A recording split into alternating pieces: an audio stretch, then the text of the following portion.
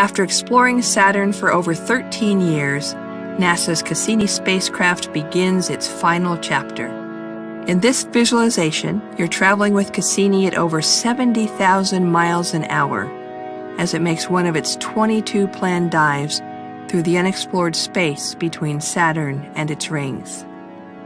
Looking toward the planet, Cassini will see Saturn's cloud tops 10 times closer than ever before.